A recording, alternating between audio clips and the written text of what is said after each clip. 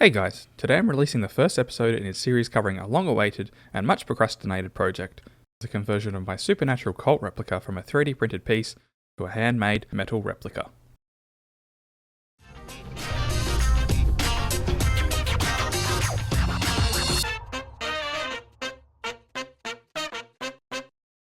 The goal of this project is to recreate my 3D printed Supernatural Colt in aluminium, wood and steel, including all of that model's functionality to create a prop with real steel weight.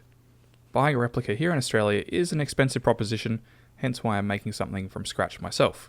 I've never really felt like my 3D model of the Supernatural Colt was quite right, so prior to starting this project I consulted the Colt forum seeking dimensional information.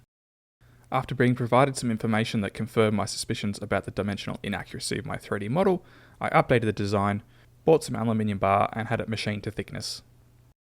The prop will be made mostly from aluminium for two reasons. Firstly, my DIY lathe isn't capable of turning steel, and secondly, I'll be using hand tools to make most of these parts, so aluminium is more forgiving.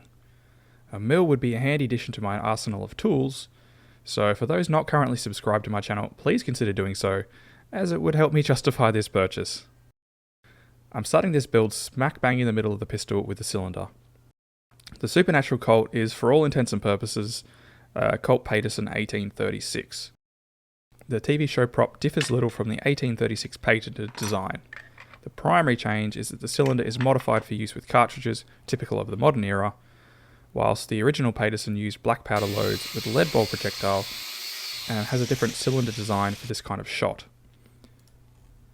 Furthermore, the pistol in the show has a number of additional embellishments. There are engraved phrases and filigree on the barrel, a crudely etched pentagram on the handle, and more filigree on the frame. Most of this I'll be attempting to recreate, if I can learn the relevant techniques to do so.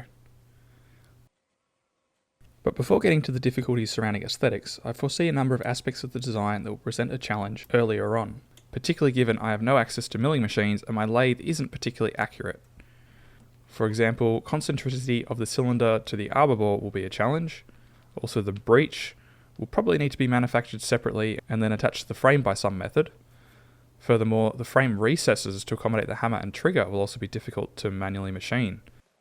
So much so, in fact, that I still don't have a solution for these latter aspects just yet. The original Paterson has a milled frame that accommodates these workings, but this is not something I'm looking to recreate. The only functionality that my 3D printed model has that I'm looking to carry over is the folding trigger, the hammer cocking / hammer action, and the ability to disassemble the pistol. So let's get to it.